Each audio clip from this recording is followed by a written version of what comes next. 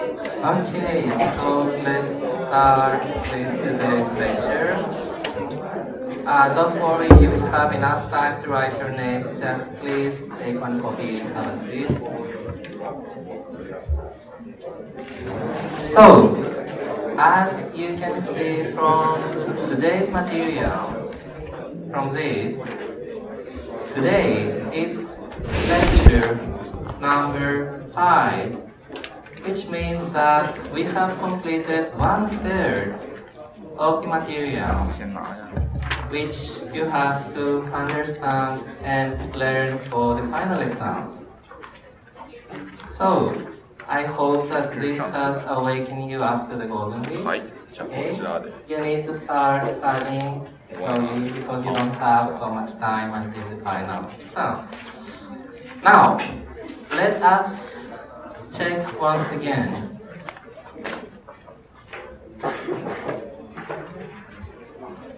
This.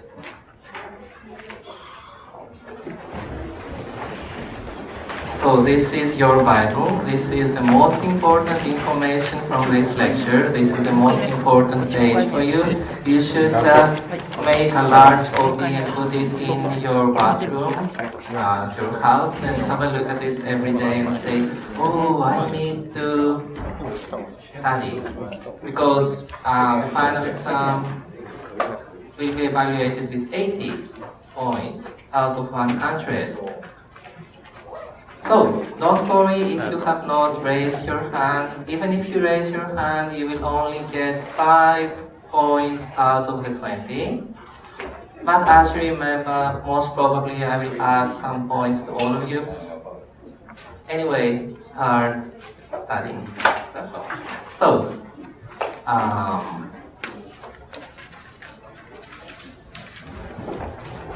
So let's start from a short revision of what we did last week. We were talking about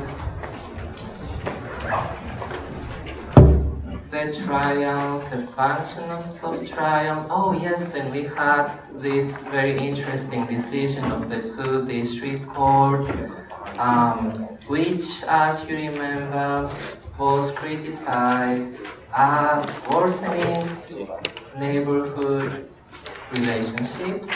And as you remember, the Japanese Ministry of Justice had to make an announcement that, it's your right to go to the court. It's not something wrong. Okay? It is a basic right of yours. We are talking about the Japanese courts. Oh yeah, I should have told you to go to the Supreme Court during the Golden Week, Tuesday or Wednesday. It's really nice to visit the Japanese Supreme Court.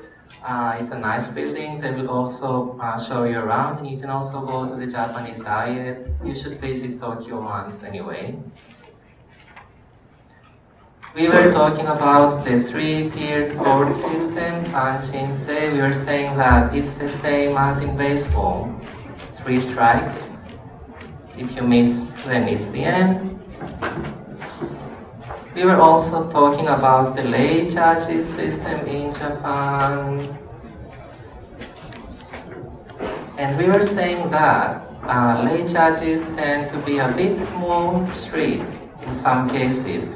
For example, in cases of sex crimes. Okay, let's start from here. So let's move to today's material. It's still the revision, but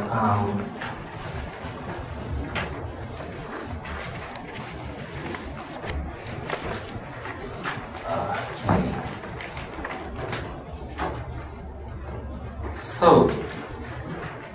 So today's lecture number 5.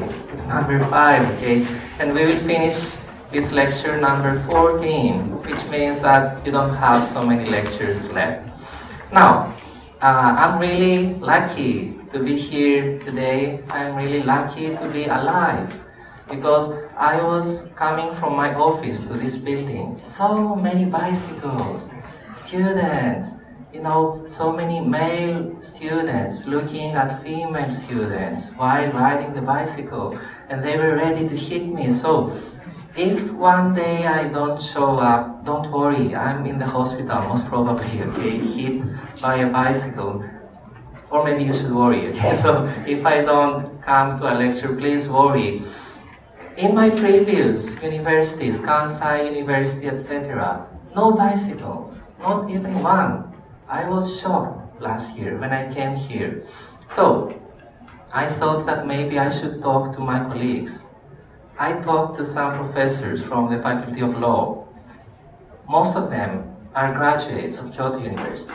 So they were like, oh yes, we were also riding bicycles when we were students. So I was like, okay, nothing, forget about it, okay? So, but you need to be careful, okay? Don't hit me. You can hit the others, but not me, okay? Thank you. Yes, and I also remember now that you are Chisaki and you are Lily. Yes, thank you very much. Clap, clap, clap, clap, thank you. So, because last week I was feeling like this. Have you seen the movie? No. Yes? So could you please raise your hand if you have seen the movie? Okay. So for the rest of you, you should see this movie. The English title is 51st Dates. The Japanese translation, 50回目のファーストキス. Wow. Wow, okay. So different. Anyway, the reason I was remembering this is that, as you know, this girl, no, I shouldn't. Okay, so just watch the movie, okay? Just watch the movie, and please watch it before the final exams, okay? Not during the final exams, okay? 50回目のファーストキス. Wow. And you should also watch this movie too. Have you seen? So could you please raise your hand if you have? Oh, wow.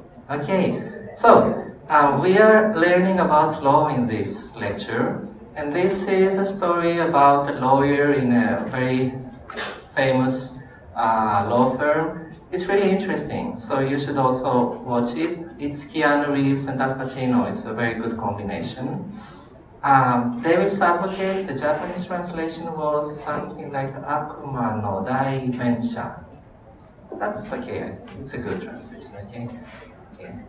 It could also be Akuma no First Kisu, but I think they chose something else. So, we are talking about a case where you would be lay judges, and we were thinking about what you will be asked to decide about. Two things. The first thing is the determination of facts. So, you will have the evidence, the proof, and you will be asked to judge. For example, in this case, is it homicide or injury causing death? You will have to do that objectively. You will try to see the evidence and judge, for example, depending on how many times he or she stabbed the other person, in which part of the body, what are the characteristics of the knife used, etc. After you decide about that, you go to number 2, assessment of culpability, which means that you decide what the punishment should be.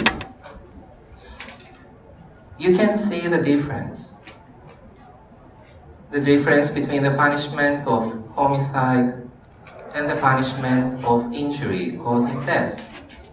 You can see that injury causing death is punished less, the punishment is less strict compared to the punishment of homicide.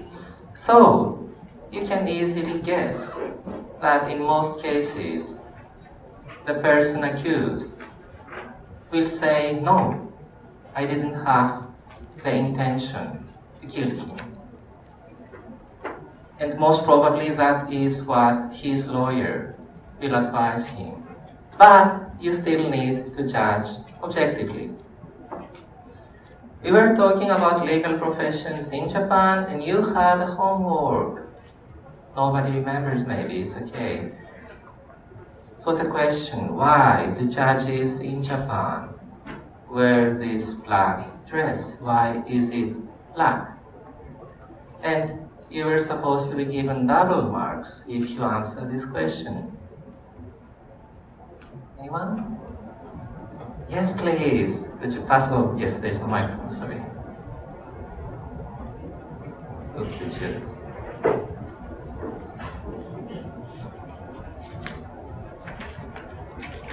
So, hi. My name is Zhuang Yuan. I have attended your classes in the last semester. Yes, I remember. And you also, if I'm not wrong, you've got a very good mark. Oh, not even better than my deskmate. Really? Yeah. Is it okay to ask what the mark was? Nobody's listening, don't worry, nobody's listening. It was 87, Wow, I believe. it's pretty good, I think. Okay, anyway.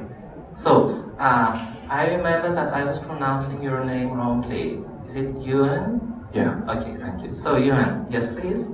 All the judges were dressed in black in Japan because all of them, it is a symbol that shows all the country's judges are united in the same responsibility to uphold the law.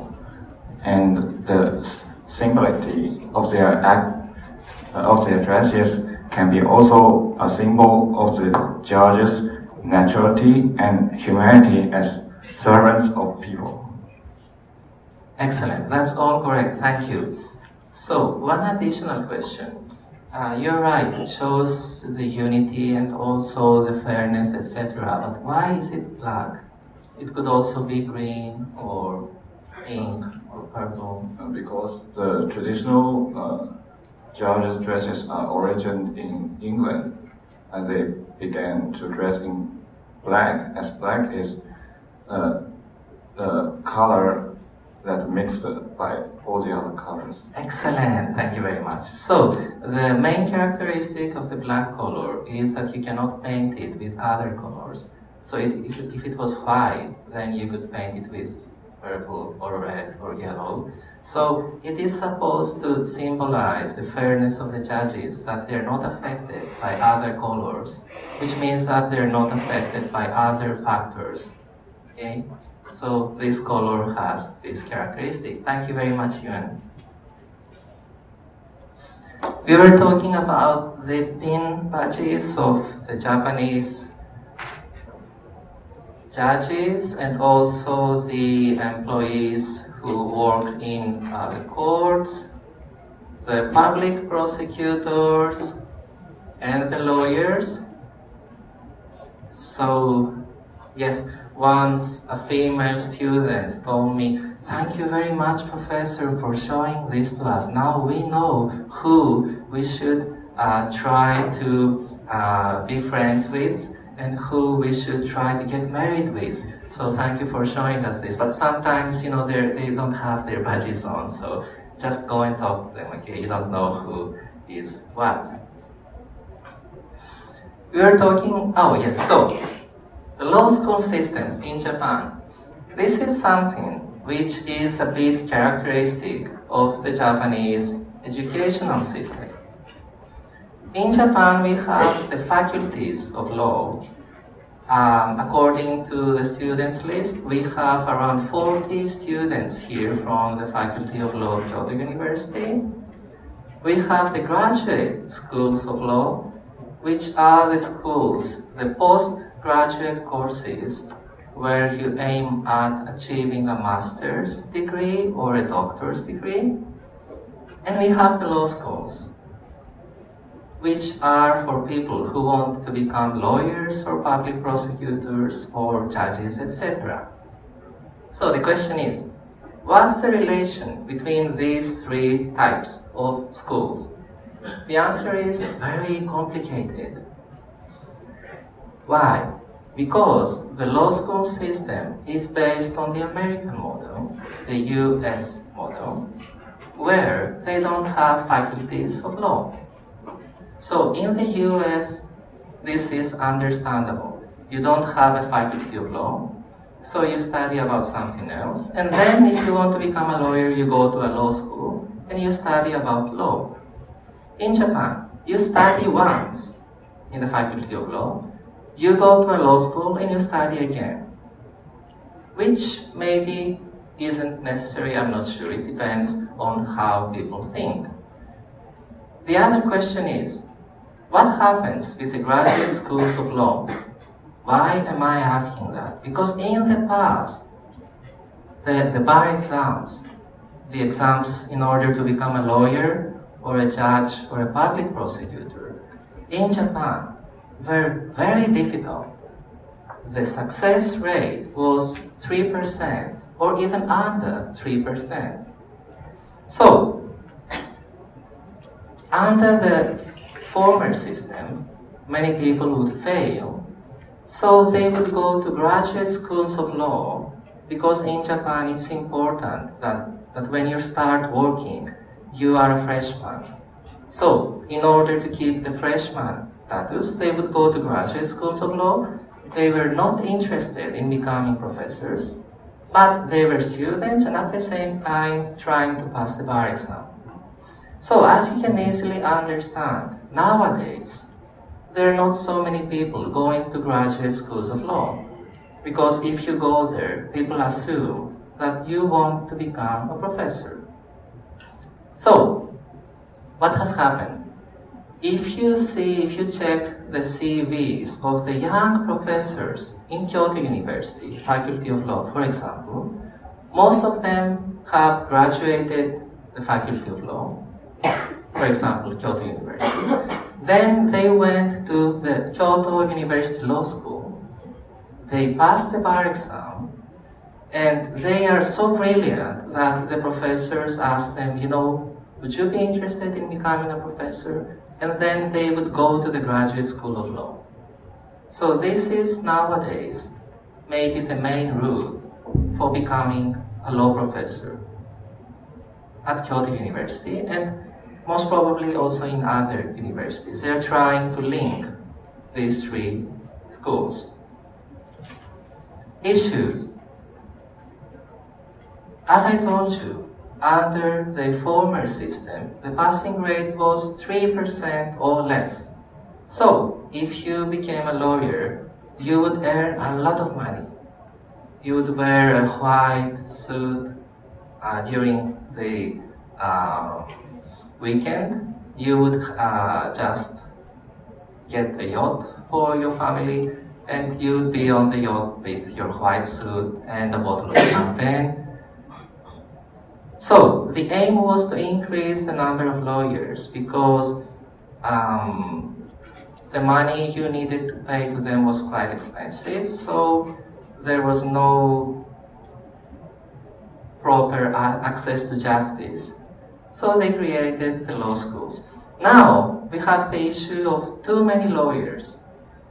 So many young lawyers are complaining that they cannot find a job, which, for me, as a Greek, is totally normal. When I registered as a lawyer in Athens, I was number 26,000 something. And Greece has a population of 12 million. In Japan, you have a population of 130 million, and they were having the same number of lawyers as in Athens. So you can see the difference, okay?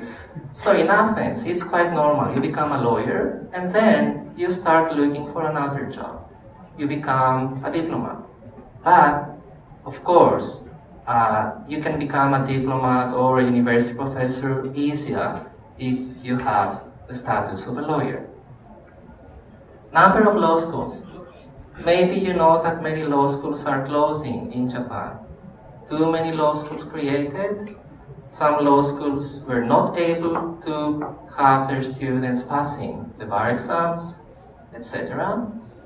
Where, of course, Kyoto University does not have this issue. Preliminary examinations.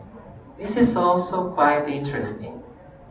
Although they created law schools, they also left open the pathway of preliminary examinations, which means that if a person is not a graduate of a law school, he can still pass the preliminary examinations, and he will be treated in the same way as if he has graduated from a law school.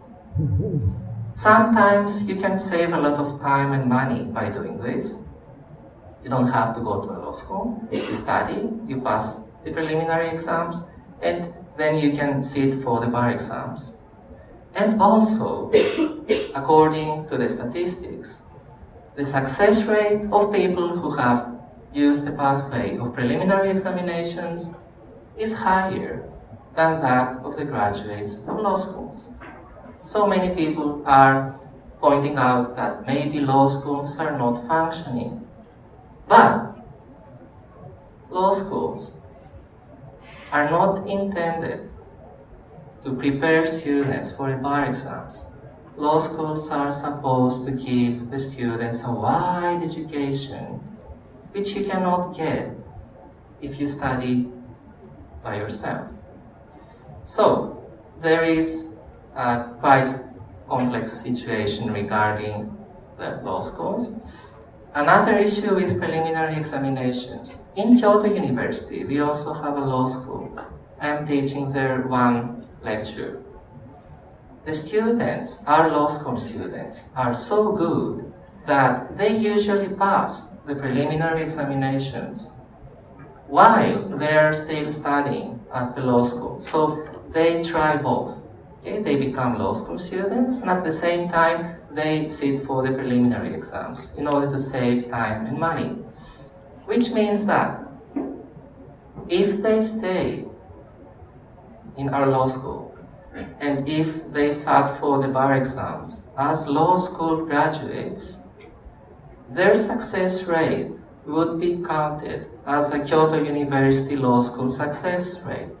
But if they pass the preliminary exams while they're still students, this is not counted as a Kyoto University Law School success rate. Which means that although we are happy to have many students, law school students, passing the preliminary exams, at the same time we are also sad because the success rate might fall because they are usually good students who would pass the bar exams anyway. Okay? And finally, preparatory schools. As I told you, the success rate in the past was 3% or 2%, which means that most of the people sitting for the bar exams would go to a preparatory school. According to the Ministry of Justice, this was not good. Why? Because they would only learn some techniques to pass the exams, and they wouldn't get true knowledge. But if you ask the students who sit for the bar exams now, they're still going to preparatory schools anyway. So maybe the situation has not changed so much. Some issues to think about anyway. So, let's start with today's lecture. Welcome to lecture number 5. Today's lecture has a lot of information which is very, very suitable for your final exams. So maybe you should be careful. Minors. In Japanese, Miseinensha. Who would like to read Article 4 of the Japanese Civil Code? Yes, please. And then we will go to you, okay? First we will start from here, okay? Yes. So, you are Yuki Miyake. Yes. Article 4. The age of majority is reached when a person has reached the age of 20. Thank you. So according to Article 4 of the Japanese Civil Code, you become a seinen, an adult, when you reach the age of 20. There is an exception. If you have a look at the Imperial House Act, you don't have the provisions today because I couldn't find any English translation of it. In Japanese, it's Koshitsu Tenpan. There is an article, Article 4, which says that the emperor the crown prince and the eldest grandson of the emperor in the line of descent reach the age of majority when they reach the age of 18. So you think, why? Why do we have this exception? The answer is because there is Article 16 of the Imperial House Act, which says that if the emperor is a minor, you need to appoint so-called regents. They are the people who assist him or make decisions for him, etc., which is in general considered not so desirable, because in that case you have an emperor, but he is not deciding, he is having others deciding for him or assisting him to decide. So it's better if the emperor becomes an adult earlier, so that we don't need to appoint them.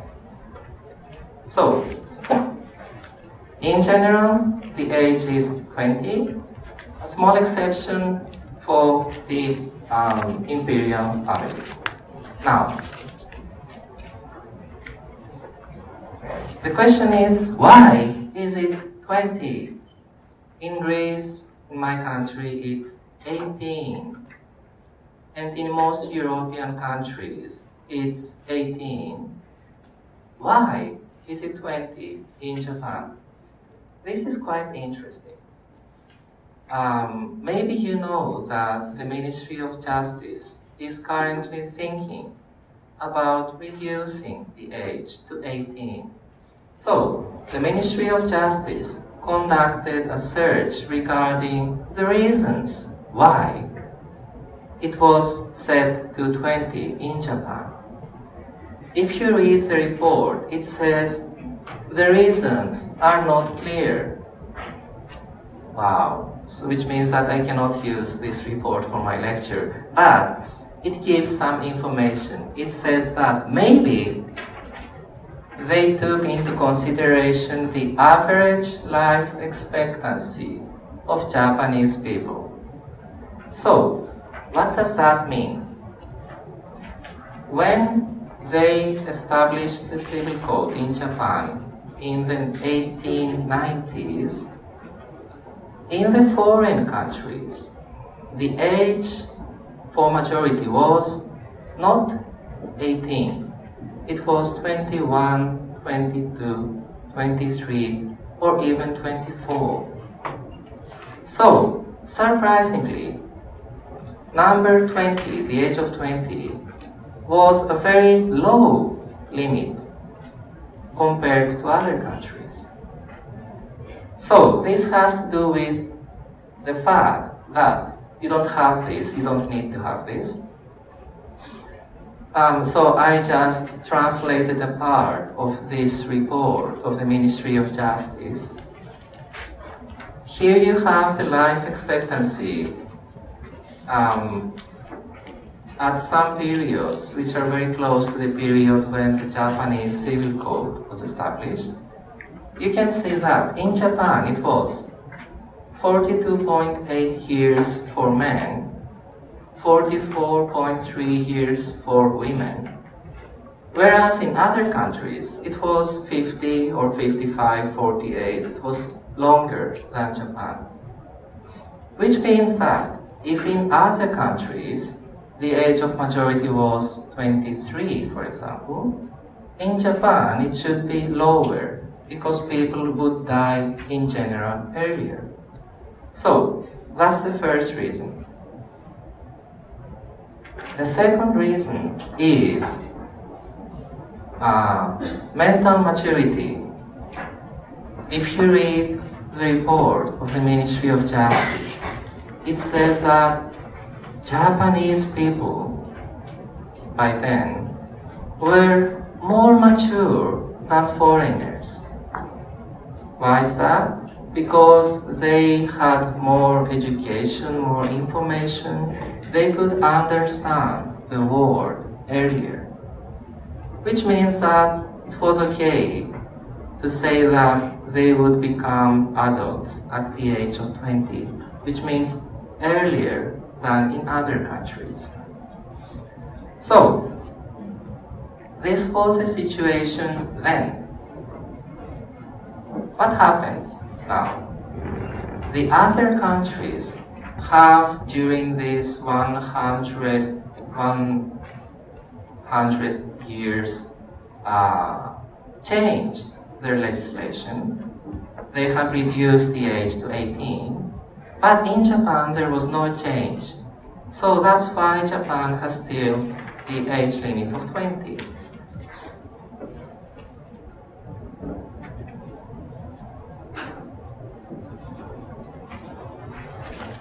What happens if you are a minor?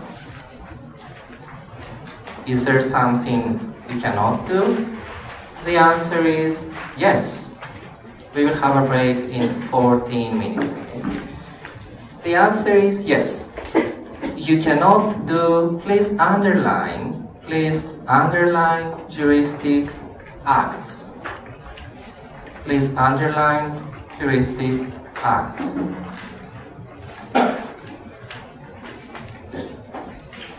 The translation for juristic acts in Japanese is horitsu koi.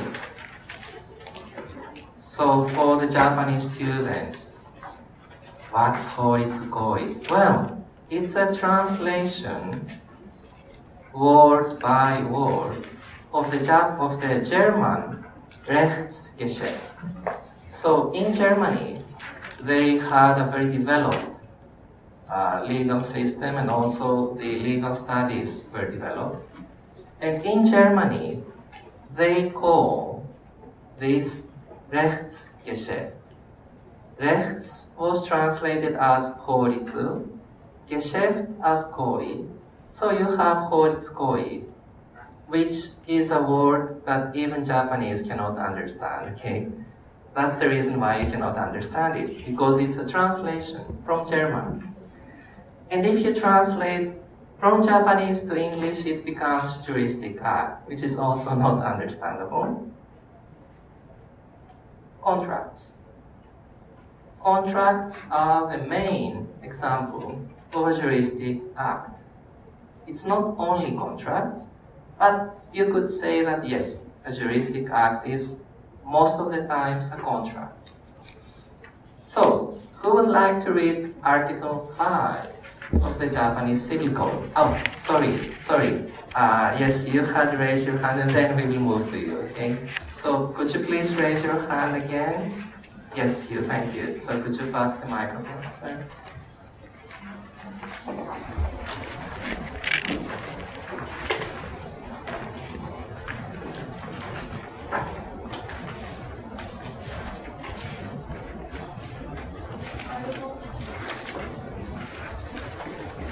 Article 5. Oh, I need your name first. Qing Yue Zhu. Could you spell that for me? ZHUQINGYUE. Okay, how should I call you? You can call me Chloe. Chloe. Chloe? Yes. Okay, yes. So could you please read the article? Okay. A minor must obtain the consent of his or her statutory agent to perform any juristic act, provided, however, that this shall not apply to any act merely intended to acquire a right or to be relieved of a duty. Thank you. Could you also read paragraphs 2 and 3? A juristic act in contravention of the provision of the preceding paragraph may be rescinded, notwithstanding the provision of paragraph 1, in cases the statutory agent permits the disposition of property by specifying the purpose thereof. A minor may freely dispose of the same to the extent of such purpose. The same shall apply in cases his or her statutory agent permits the disposition of the property without specifying any purpose. Thank you very much. And you have reached the maximum for today because you have read 3 paragraphs, okay? You're the first student after Chisaki reaching the maximum, so congratulations. Thank you. Do you like this lecture? Yeah, very much. Okay, so you had two options. You could either say yes or yes very much. You chose the second. Why do you like the lecture? Um, because you are a great lecturer. Thank you. That was your only option. So let's continue. Okay, I'm joking. Okay, thank you. So, yes, it's very interesting. If you ask the students before the final exams, I'm always a great student. This lecture is always perfect. But if you ask them after the final exams, they tell you just have a look at my Twitter account. But I don't because it's awful, it's frightening. So yeah. So but anyway, thank you very much. Okay, so what happens according to this provision? If you are a minor, you need to obtain the consent of your statutory agents in order to conclude, for example, a contract. So, the question is, who is the statutory agent? It's the person who has parental authority. In Japanese, shinken, oya kenri. So, usually the person having parental authority is your statutory agent, which means usually your parents. Usually. So, when you go back home today, or when you go back home in the future, if you're living alone now, you will just greet your father and mother and tell them, "Hi, my statutory agent." And they will feel great, okay? It will give them the feeling that they're doing something great. They are doing something great. So, this Sunday, I think in Japan it's the Mother's Day. You could also say it's the Female Statutory Agents Day. Okay, let's go with Mother's Day, I think it's better. So, you need to obtain their consent. Let's say that you don't want to do so. You feel very mature, so you say, no, I'm not going to obtain their consent. What happens? The contracts, the juristic acts that you have concluded without obtaining their consent can be rescinded, 取り消すことができる. Which means that the contract, for example, you concluded, if it is rescinded, it will not exist anymore. It is as if you have done nothing. So that's why it's better to obtain the consent of your parents. Maybe you have experienced this if you are living in a rented house. If you are a minor, maybe they have asked you for the signature or the income stamp of your father or mother, etc. However, let's say that somebody thinks you are great as a person and as a student. He or she knows that you are a minor, and he or she wants to give you a gift. The gift is a contract. If you check the Japanese civil code, it says that giving a gift to somebody is a contract. It's called gift contract. In Japanese, zoyo keiyaku. So, normally, even if a person tells you, I'm going to give you this as a gift, you need to say, wait, statutory agent, can I receive this? And if they say yes, you can receive it. But the reason why we have this provision is in order to protect the property of minors. Did you hear that? Protect the property of minors. Not protect minors, protect their property. Which means that receiving something is good for their property. So yes, they can receive it without consent, because it's intended to give them a right. Their property will increase. Now, there is also another exception. So the first exception is written in paragraph 1, which says, however, this shall not apply to an act merely intended to acquire a right or to be relieved of a duty. The second exception, you can find it in paragraph 3. So, this is a question I always ask during my lectures. I know that students who were attending my lecture during the previous semester remember the answer, so please don't raise your hands, for example, Yuan. So, to the other students, if you have a look at paragraph 3, it says, property, by specifying the purpose thereof, a minor may freely dispose of the same to the extent of such purpose. What is that? Well, your mother gives you 5,000 yen to buy a cake. So, she has specified the purpose. Even if you are a minor, you can freely dispose the money for that purpose. So the owner of the cake shop, the cake store, does not need to ask you, hey, did you receive the consent? Did you obtain the consent of your statutory agents?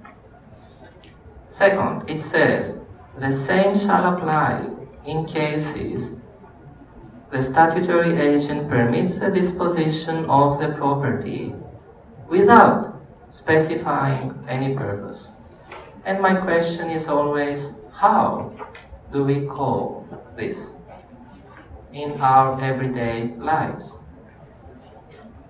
How do you call a property which is given by the parents to a child without specifying purpose, but the child is free to dispose? Yes? Excellent. The Japanese word is okozukai, and the English word would be? Yes? Yes? Yes, Glory? Could you?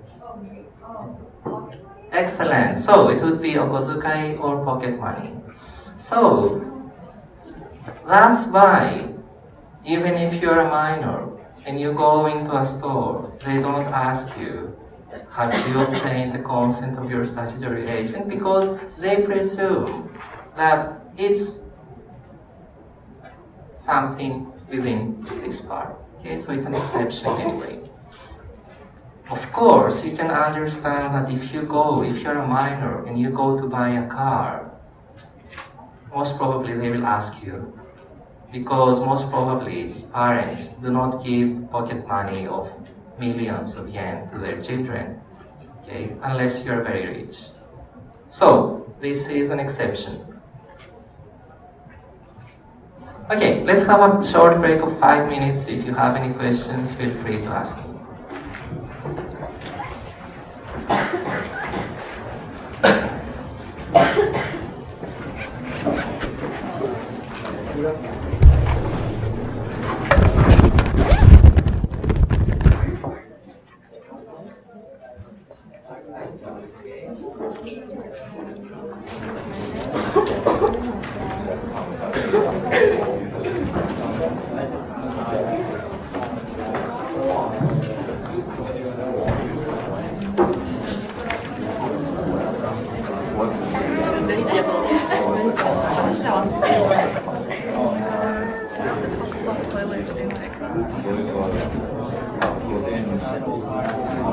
I have some pics to add, by the way. Yeah, I brought my laptop so you can work on it. But Kay can't make it. Did he message you? I have USB. Okay. So, do you want to head out after this class? Or do you have other stuff? We can go together. And then, yeah, hopefully we can finish it. Everyone's talking about such normal topics. Like Dougal's group is talking about Japanese gardens, and then this group's talking about. This is like. Oh my god. It'll be fine. It'll be more entertaining than I saw the summary you sent me. It was very like, what is it? About Japanese economy. Oh yeah, Like we should yeah. talk about Japanese. In the beginning, I don't know if we're gonna actually do I that. don't know how we should talk about economy. I don't think we're actually gonna talk about economy. I think it's just gonna be like in the intro and be like, sup, toilet boosts the economy. That's a factor. Done. I don't know, like how talk about like Sitsui? my Jack Slaps word. Like, 環境保護とか Oh yeah, yeah. But you're doing that in your part. I forgot. What's one? Because like I know Hina's doing the I'm doing the reasoning. second part of the second part. Yeah. So I think that's why like in the beginning where like we should probably add something there because otherwise Chaos is really short and we'll just be like, how you doing? Today we're And gonna also, talk I about think we can talk about omoyari. Omoyari? Like, what's that in English? like think about others, Oh yeah, yeah. consider it. Maybe like the beginning should be like of Japanese culture. Yeah. Not economy. No, but the one doing that part isn't even here today. He's got a part-time job, interview or something. Wait, so who? I think that's his part at the beginning. Wait, he's not gonna be here today. Yeah, he's not gonna be here today. He messaged me last night. He's like, I'll send it to you. I woke up this morning. He didn't send it to me. We have to prepare. I know. And he has class tomorrow morning as well. He's yellow with class tomorrow morning before like we're done today. Fuck on.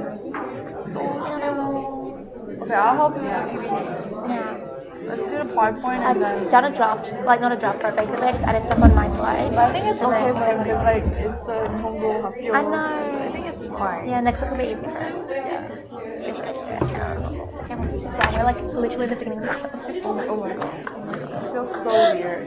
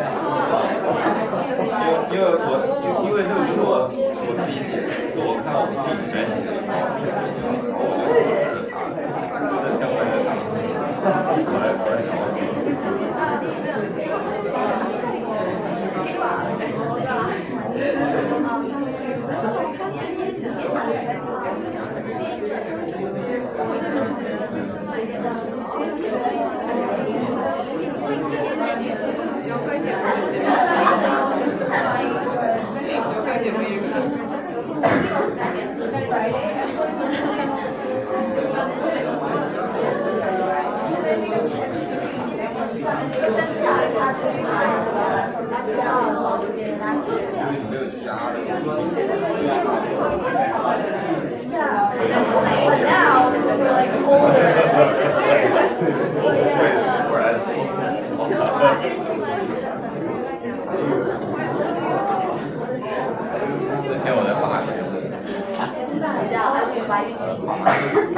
So, let's continue with the second part of today's lecture. Here it says torts.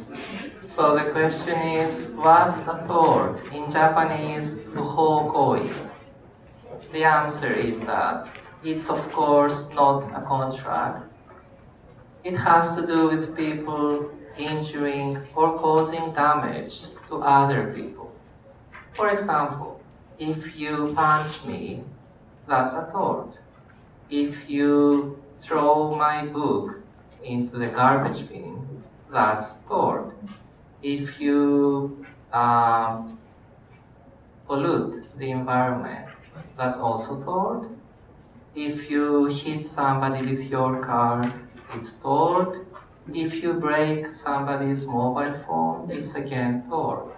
So, yes, who would like to read Article 709? Oh no, sorry, I think it should be you. Yes, it should go back to you. So, Yuki Yoshida, please, could you read Article 709 of the Japanese Civil Code? Oh, where's the microphone? Oh, thank you.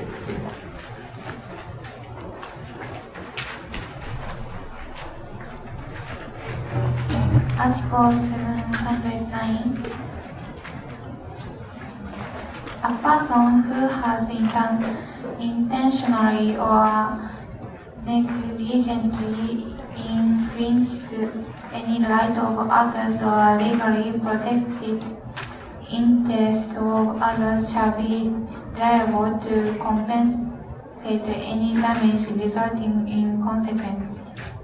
Thank you. So, if somebody causes you damage, for example, if you go to a hospital to have a surgery, an operation, and the operation does not go well, you have a contract with the hospital, so it's a breach of the contract, keiyaku ihan, okay? At the same time, it's also a tort. So, any case in which you incur, so some damage is caused to you, it's a tort. As you can see from the provision, it needs to be done intentionally or negligently. We need to have an infringement of a right over legally protected interest, and we need to have damage. So as long as we have these, you can ask for compensation. The question is, what happens if a child, 6 years old, comes to me holding a pencil, and he or she is like, "Ooh, I like your eyes," and he or she stabs my eyes. There is damage, okay? The question is, can I sue that child, 6 years old, and ask for compensation? The answer is no. Why is that? Who would like to read Article 712? Yes, please. Could you please raise your hand again? Yes, so could you pass the microphone, and then we will come back to you.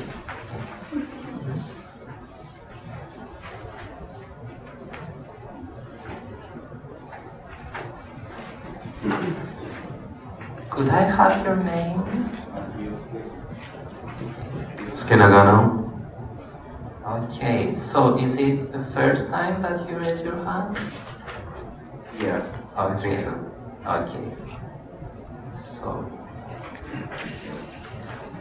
So yes, please. Yosuke. Article 712. In cases where a minor has inflicted damages on others, if the minor does not have sufficient intellectual capacity to appreciate his or her liability for his or her own act, the minor shall not be liable to compensate for that act. Please be careful. Most of the students misunderstand this provision. They think that, oh, in Japan, if you are a minor, you can just punch others or damage their things, and you don't have to compensate. No, the provision is not saying that. It's saying that if the minor does not have sufficient intellectual capacity to appreciate his or her liability. Of course, if you are 19 years old, in Japan you're a minor, but you can understand that you're breaking somebody else's mobile. So of course you need to compensate. So the question is, from what age do people have the mental capacity to understand this? According to the Japanese courts, to the Japanese precedents, it's around 11 to 12 years. Around, because it depends on the case. It depends on the child, it depends on what he did, etc. So, you can see from a legal point of view how difficult it is to be an elementary school teacher. If you're an elementary school teacher in Japan, you're surrounded by people who don't have the capacity for liability according to the Japanese Civil Code. Now, the next issue is marriage and affiliation. Marriage. So, Lily, Yosuke, could you please pass the microphone to Lily?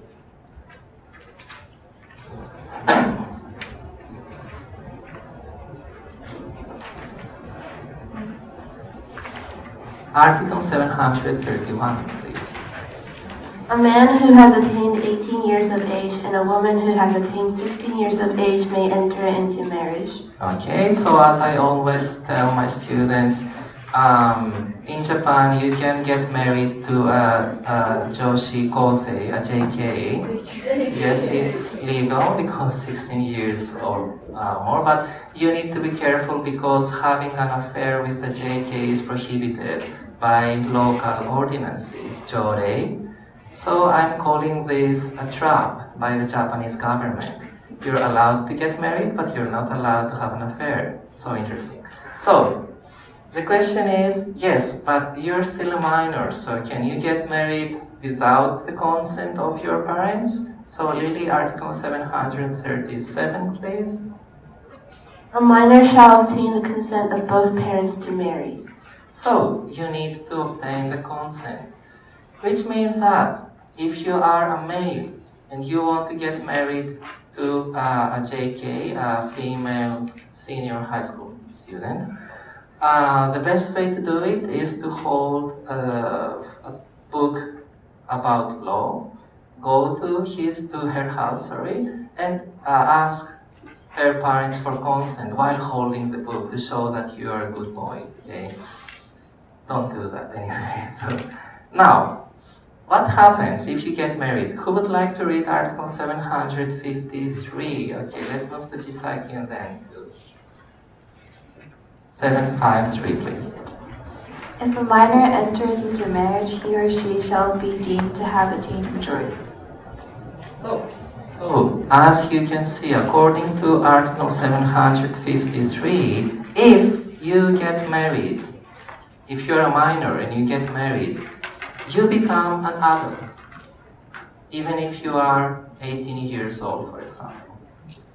Now, please be careful. This does not mean that suddenly you can start smoking or you can start drinking alcohol. We will see later that in Japan it's prohibited for minors to smoke or drink alcohol. This means that you can conclude the contracts which are necessary for your everyday life as a married couple. For example, you need to buy some furniture. Of course, you don't have to ask your parents, hey mom, can you give me your consent for buying this piece of furniture, etc. No, you don't need any consent. But you're not allowed to smoke. You're not allowed to drink alcohol. Those are two separate issues. Affiliation. So, could you please, yes, read Article 717. What's your name? Maho, M-A-H-O. Okay, and your family name? W-A-K-U-I. Okay, thank you, yes. A father or a mother may affiliate his/her child out of wedlock. So, affiliation is in Japanese ninchi. It means that you are not married with a person, but you have a child. According to law, that child is not yours if you are a male. So you need to affiliate, to say, you know, that child is mine.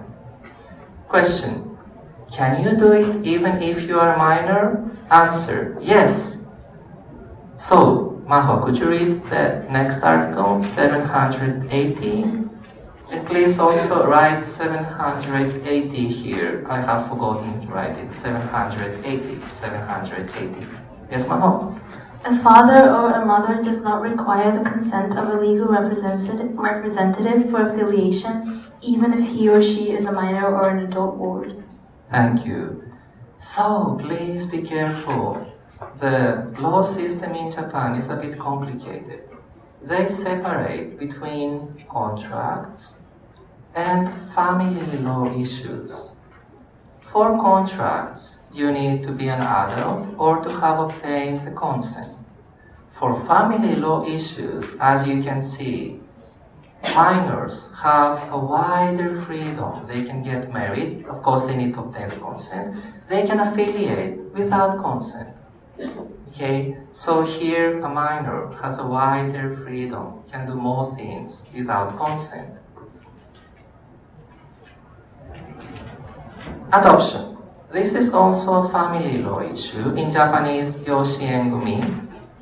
Who would like to read Article 798 of the Japanese Civil Code? Okay, let's move back to you and then go to you. Yes. So, what's your name? Eliko Hagen, Okay, could you spell that for me, please? Eliko. Okay. Okay, thank you. Where a person to be adopted is a minor, the permission of the family court shall be obtained, provided that this shall not apply in the cases where the person to be adopted is a lineal descendant of either the adoptive parent or the adoptive parent's spouse. So, in Japan, if somebody wants to adopt a minor, he or she needs to obtain the permission of the family court. Why is that? To protect the minor. Because you can easily understand that somebody might think about adopting a minor for other reasons. For example, sexual reasons, etc. So, the family court will judge whether it is okay to allow the adoption or not. Now, the question is, yes, but what happens if the person to be adopted is a minor, which means what happens with his or her will? Do we ask him or her, is it okay with you? So, Kelsey, could you read Article 797, please?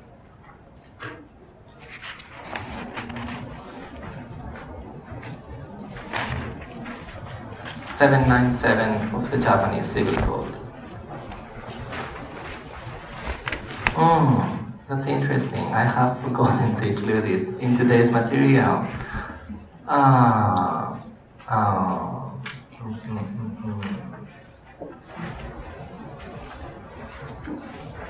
I'm sorry. So can see no provision to read for you. Okay, no. You will need the next provision.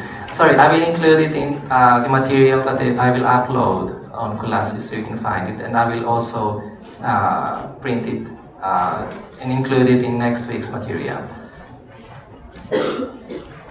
And finally, the final issue which has to do with family affairs is a will. So, Kelsey, could you read Article 961, please? 961. Any person who has attained 15 years of age may make a will. So, you can see that even though minors, that means people who have not reached the age of 20, cannot conclude contracts without the consent of their statutory agents, they can make a will if they are 15 years old or more. Why is that? Again, please remember, the Japanese legislation makes a big discrimination, so a different treatment between non-ordinary contracts and family law issues. This is a family law issue because usually you leave your property to somebody who is your relative, etc. So you can see that in this case, could you also read the next article, please? 962.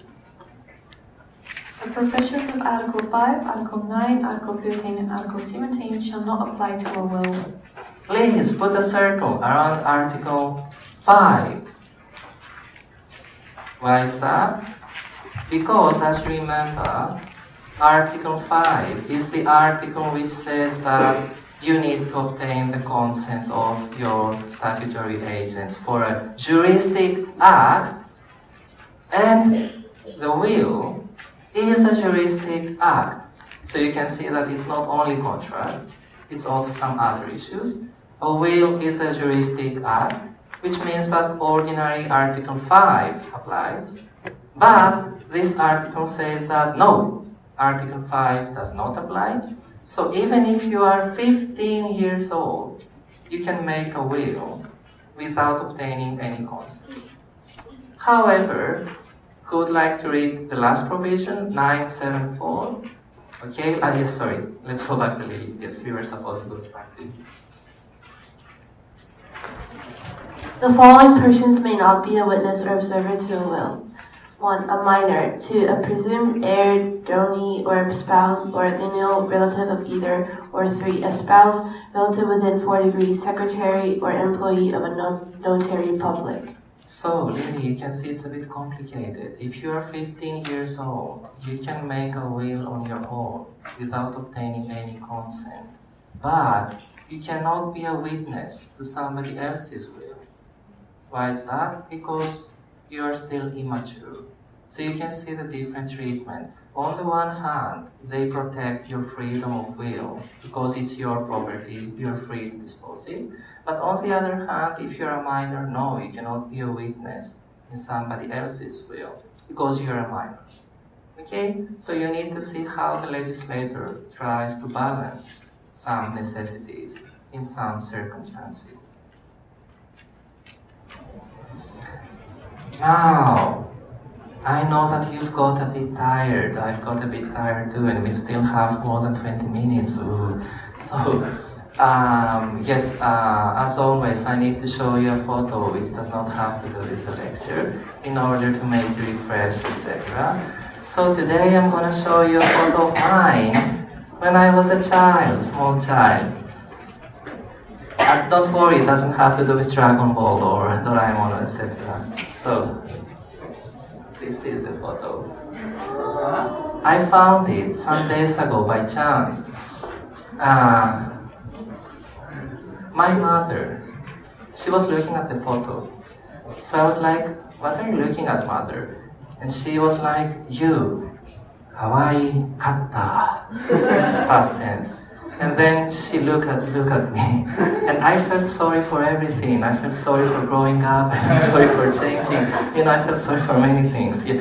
So she wanted to have a girl, but I'm a boy, so she was trying to make me look like a girl, so that's like, etc. Yes, but this was the result anyways. So, some more pages to go and we finish. Let's talk about something different now. We leave civil code. So, regarding civil code, you remember contracts, you remember marriage, affiliation, adoption, also will. And you also need to remember torts. Now, we go to the penal code, keiho. So, now we talk about crimes. Please be careful. Under the civil code, we were talking about compensation. Okay? Compensation, songai baisho. Here, we talk about punishment. because it's the penal code. So what happens? Who would like to read Article 41 of the penal code? Yes, please. So could you pass the microphone to her?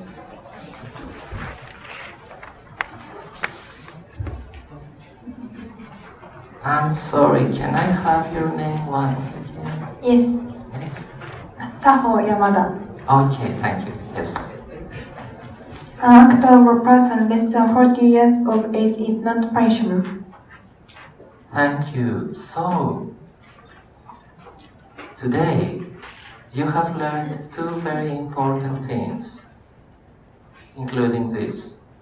The new important thing is that if a person is under 14 years old in Japan, he or she is not punishable.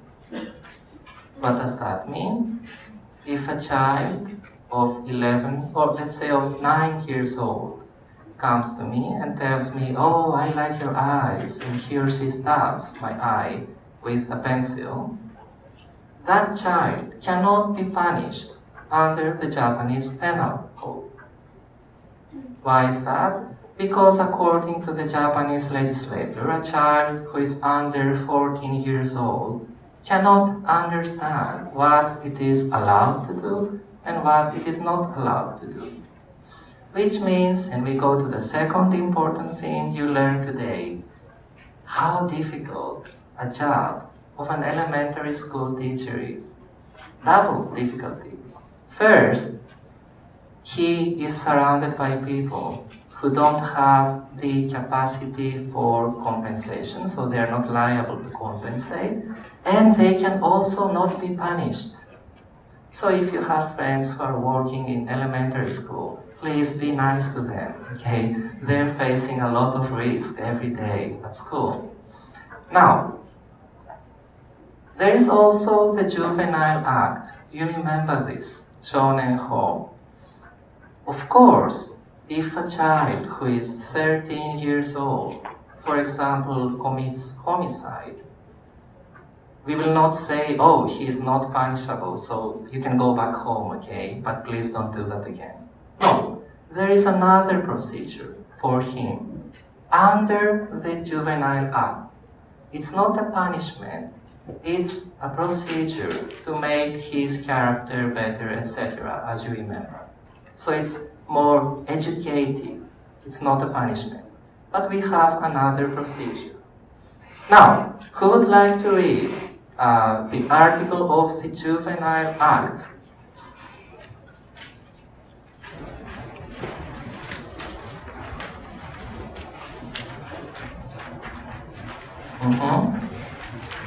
Sorry, there's no article of the Juvenile Act. So, you have the content here. Under the Juvenile Act, there's a provision in the Juvenile Act which says, if a person under 18 years old should be sentenced with death penalty, we convert his punishment to life imprisonment. If a person who is under 18 years old should be punished with life imprisonment, we convert this to imprisonment with or without work for a definite term, etc. So, as you can see, and we have talked about this, in Japan, a person who is under 18 years old cannot be sentenced with death penalty. And also, his treatment, criminal treatment, is less strict than people who are over 18 years old. Question: why is this so? Actually, if you don't know the reason why, you find this quite bad. You will think, why? No, this is not fair. But the reason has to do with World War II, Niji Taisen. What happened? Before World War II, in Japan, we had the former Juvenile Act, according to which juveniles were persons less than 18 years, not 20 like today, And death penalty could be sentenced to persons of 16 years or more, not 18. So you can see that it was 2 years minus compared to today's regulation. Then we had World War II, and then the legislation was changed by the GHQ. Who knows what the GHQ is? Yes, Matthew? Where's the microphone?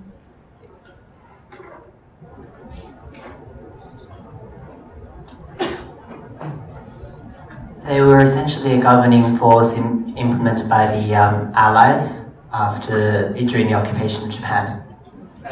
Thank you, exactly. So, Japan was under the occupation of the Allies, and the headquarters, those are the general headquarters, okay, GHQ. So, the GHQ gave instructions to the Japanese government in 1947 to change the former Juvenile Act. And we have the current Juvenile Act. So 18 years was changed to 20, also regarding the penal responsibilities. And 16 years was raised to 18. Why? Because after the Second World War in Japan, you had this situation. You had many children who were orphans. They had lost both their parents. As you can easily understand, after the war, there was not enough food, which means that they had to commit crimes in order to survive, which is not a bad thing compared to other crimes, okay? So, if you treated these children according to the ordinary procedure, according to the former Juvenile Act, you could perhaps even sentence many of them to death, etc. But the general headquarters understood that these orphans, these children, they had no other option.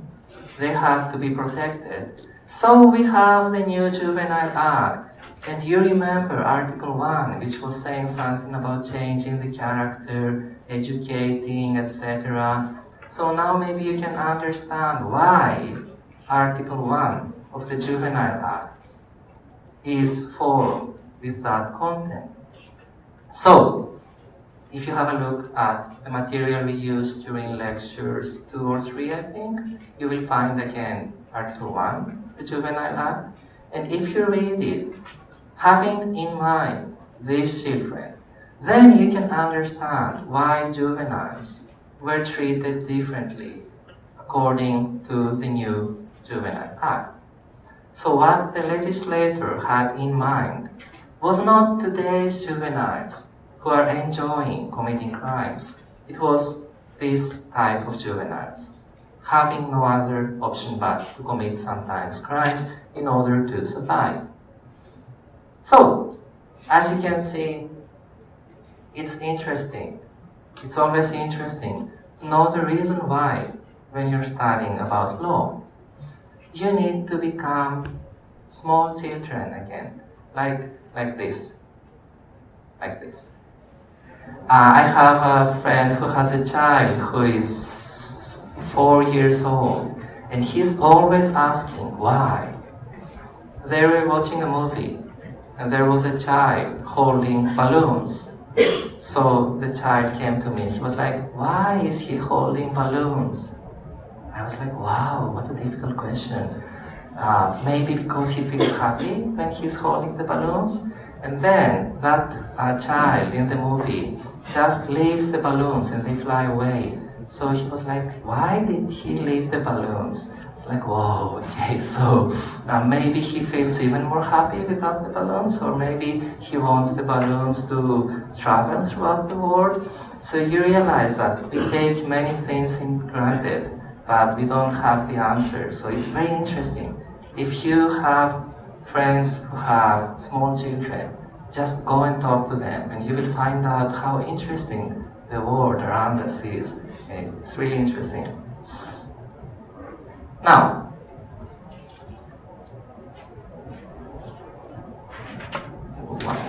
so yes, we finish in around 7 minutes. 2 more slides to go. Smoking, drinking alcohol, and labor. In Japan, there is an act for prohibiting minors from smoking and an act for prohibiting minors from drinking. They both have the same content. They just changed the word smoking to drinking, etc. But the rest is the same.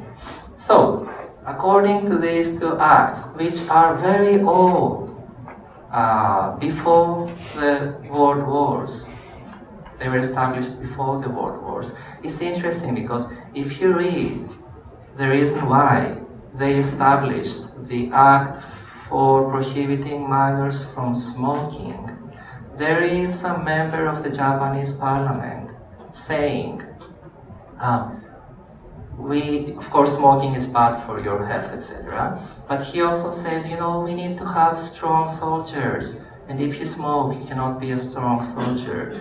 And we can see that abroad, for example, in Germany, most people who wanted to become soldiers but failed were smoking. So he says that we need to change this. In Japan, we need strong soldiers, etc. It's interesting because you also learn about history, etc. So, these two acts prohibit minors from smoking and drinking alcohol. Question: what happens if they do? What happens if they smoke? What happens if they drink? Answer: they are not punished, but other people can be punished.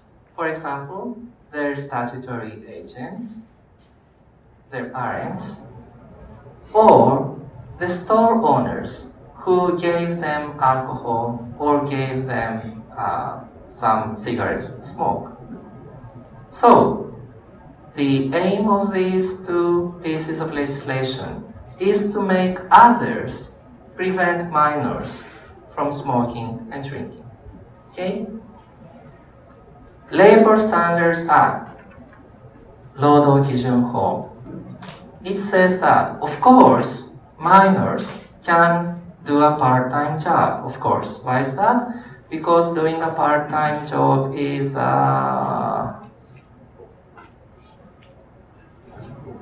juristic act. It's a contract. It's a labor contract. So as long as you obtain the consent of your statutory agents, of course, you can do a part-time job. But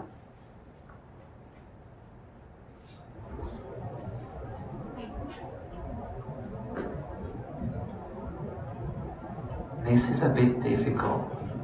Employers cannot employ children until the end of the first 21st. This is a copy-paste, so it's a mistake of the Ministry of the... Okay, so who would like to read this article? Yes, please. So, Chisaki, Article 56 of the Labor Standards Act. And Chisaki, congratulations, you reached the maximum for a third consecutive week.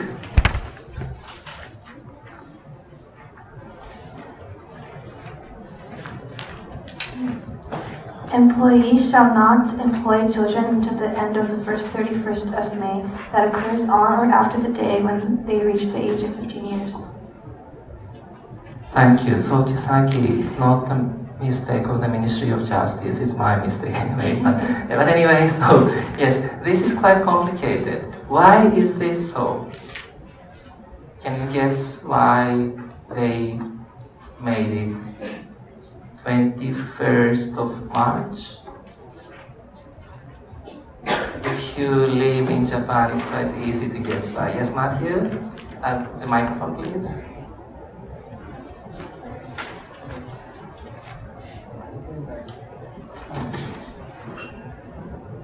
It's for the employment. People get employed on 1st of April, usually. Thank you very much. So yes, as you know, in Japan, the new academic year starts on April 1st, and also most people are employed from April 1st and after. So that's why they made it 31st of March, because it's from April 1st that most people get employed. And finally, voting. In Japan, we have the Public Offices Election Act. I could not find an English translation of it on the website of the Ministry of Justice. As you know, people who are 18 years or more can vote as of June 2016. That means the law was changed last year. Until then, it was 20 years of age. Two issues. First issue. If you remember, we were saying that the lay judges are chosen from the list of the people who can vote. So question, can a person who is 18 years old be appointed as a lay judge? Answer, no, because the legislation says that the new age limit does not apply to lay judges, etc., and some other issues. For the time being, Tobun no aida, such an interesting phrase used in legislation. I cannot see you again. Why? I'm not answering. For how long? For the time being. Ooh, it's very useful, isn't it? I don't want to see you for the time being. Anyway, so you can see that in Japan the system is complicated because if you are 19 years old, you cannot conclude a contract without your statutory agent's consent. But you are liable for damages. You can also commit crimes and you're responsible for that. But you cannot, for example, vote, or you cannot, you can vote, but you cannot smoke and you cannot drink.